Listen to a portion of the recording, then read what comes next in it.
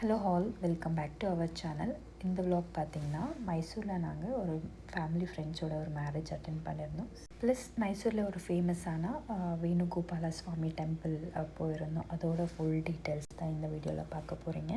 மேரேஜ்க்கான video உங்களுக்கு யூஸ்ஃபுல்லாக இருக்குமான்னு தெரியல, பட் டெம்பிள்க்கான அந்த டீட்டெயில்ஸ் வந்து கண்டிப்பாக உங்களுக்கு யூஸ்ஃபுல்லாக இருக்கும்னு நினைக்கிறேன். ஸோ மறக்காமல் இந்த வீடியோ ஃபுல்லாக ஸ்கிப் பண்ணாமல் பாருங்கள். சாட்டர்டே ஆஃப்டர்நூன் ஒரு 2:30 போல் லஞ்ச் எல்லாம் சாப்பிட்டு நாங்கள் ஸ்டார்ட் பண்ணிட்டோம். ஸோ லட்டோட நேப் டைம்ன்றதுனால ஒரு 15 மினிட்ஸ் நாங்கள் ஸ்டார்ட் பண்ணி ஒரு 15 மினிட்ஸில் லட்டு பையன் தூங்கியாச்சு. நாங்கள் வந்து நெக்ஸ்ட்டு கெங்கேரி மெட்ரோ ஸ்டேஷனில் மம்மி டாடி பிக் பண்ணி நாங்கள் அங்கேருந்து கிளம்புறதா ஒரு plan. So almost Kengeri reach ஆகிற வரைக்கும் லட்டு பையன் தூங்கிட்டான். நாங்கள் எப்போ ட்ரிப் பிளான் பண்ணுறதா இருந்தாலும் லட்டோட நேப் டைமுக்கு ஏற்ற மாதிரி தான் ட்ரிப் பிளான் பண்ணியிருப்போம். ஸோ ஆல்மோஸ்ட் அந்த ஒரு 2 ஹவர்ஸ் வந்து தூங்கிடுவான். மீதி இருக்கிற சில ஹவர்ஸ் வந்து எப்படியாவது மேனேஜ் பண்ணுறான்ற ஒரு பிளான் தான்.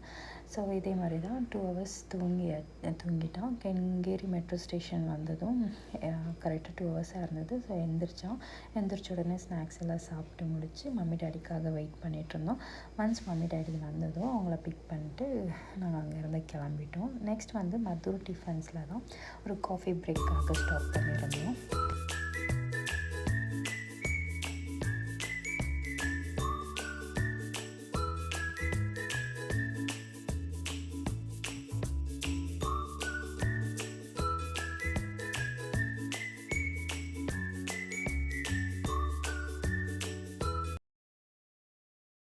நாங்கள் மைசூர் ரீச் ஆக ஆல்மோஸ்ட் 7:30 ஆகிடுச்சு. ஸோ ஆல்ரெடி ரூம்ஸ் எல்லாம் புக்காக இருந்தது.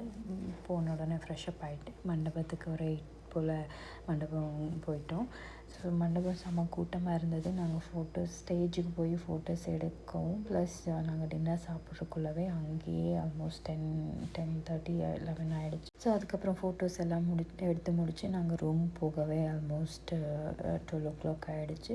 போய் நெக்ஸ்ட் டே எங்கே போகலாம், இன்னொரு ஃபங்க்ஷன் வரப்போகுது. ஸோ அதுக்கான பிளான் எல்லாம் பண்ணிட்டுருந்தோம். நாங்கள் தூங்குறதுக்கே ஆல்மோஸ்ட் 2 o'clock ஆகிடுச்சு.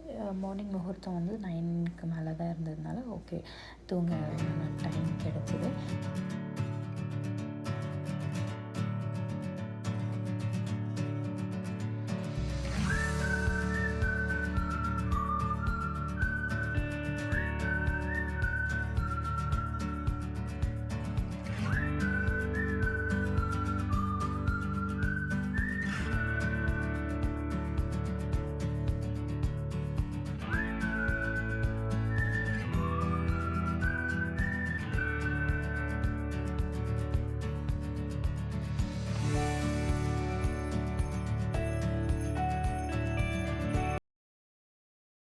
ஸோ நெக்ஸ்ட் டே முகூர்த்தத்தை முடிச்சுட்டு பிரேக்ஃபாஸ்ட் அங்கேயே சாப்பிட்டு லஞ்சும் அங்கேயே அரேஞ்ச் பண்ணியிருந்தாங்க. ஸோ சில பேர் லஞ்ச் சாப்பிட்டோம். ஸோ சாப்பிட்டு அங்கேருந்து கிளம்பிட்டோம். ஸோ அங்கேருந்து வந்து டெம்பிள் அரௌண்ட் 28 கிலோமீட்டர்ஸ் இருந்தது. இது வந்து பிருந்தாவன் கார்டன்ஸ் கிட்டே இருந்து அரௌண்ட் 8 to 9 கிலோமீட்டர்ஸ் இருந்துச்சு. ப்ளஸ் அந்த டெம்பிள்லேருந்து KRS dam 7 kilometres, almost 7 kilometres டிஸ்டன்ஸில் இருந்தது. இந்த டெம்பிளுக்கு 3 சைட்ஸும் வாட்டர் இருக்குது. 1 சைடு வந்து இந்த என்ட்ரன்ஸ் இருக்குது. இந்த டெம்பிள் வந்து 12th centuryயில் கட்டப்பட்ட டெம்பிள். ப்ளஸ் ஆல்மோஸ்ட் 70+ இயர் வந்து தண்ணிக்குள்ளே இருந்தது. அதுக்கப்புறம் 2000ல் இந்த டெம்பிள் வந்து ப்ளேஸும் சேஞ்ச் பண்ணி ப்ளஸ் அதை வந்து கொஞ்சம் ரீபில்ட் பண்ணியிருக்காங்க இந்த பிளேஸில். இது ஃபஸ்ட்டு இருந்த பிளேஸ் வந்து கண்ணம்பாடி. இப்போ இந்த பிளேஸ்க்கு வந்து நியூ கண்ணம்பாடின்னு பேர் வச்சுருக்காங்க. இது வந்து ஃப்ளோட்டிங் டெம்பிள்ன்ற மாதிரி தான் பேர் இப்போது புதுசாக வச்சுருக்கு. ஏன்னா சுற்றியும் தண்ணி இருக்குது, 1 சைட் மட்டும் இந்த என்ட்ரன்ஸ் இருக்கும். ஸோ டெம்பிள் வந்து ஃபுல் அண்ட் ஃபுல்லாக ஹொய்சல் ஆர்கிடெக்சர் தான். ப்ளஸ் இதுதான் மெயின் என்ட்ரன்ஸ். உள்ளே வந்து ஃபோட்டோஸ் எல்லாம் அலோட் கிடையாது. ப்ளஸ் இந்த டெம்பிள் வந்து ஒரு மெயினான ஒரு யூனிக்கான ஒரு இது என்னென்னா காணிக்கை கிடையாது. அங்கே உள்ள ஐயரும் யாரும் இருக்க மாட்டாங்க. ப்ளஸ் காணிக்கை உண்ணி அந்த மாதிரி எதுவுமே உள்ளே இல்லை.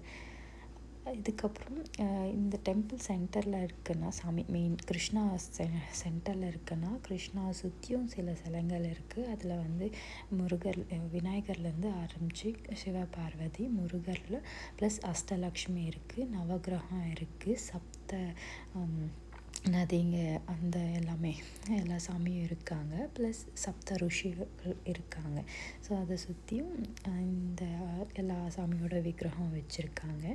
எங்கேயுமே உண்டியல் கிடையாது. ப்ளஸ் காணிக்கை போடக்கூடாதுன்ற ஒரு ரூல்ஸு அங்கே இருக்குது.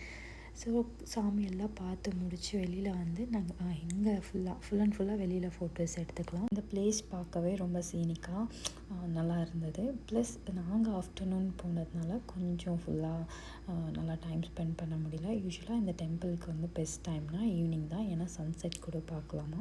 ஸோ அந்த மாதிரி நெக்ஸ்ட் எப்பயாவது மைசூரில் உங்களுக்கு ட்ரிப் பிளான் இருக்குது, இந்த மாதிரி இந்த டெம்பிளும் போகிறீங்கன்னா ஈவினிங்கில் ட்ரை பண்ணி பாருங்கள். ஸோ நல்லாயிருக்கும் கேள்விப்பட்டேன்.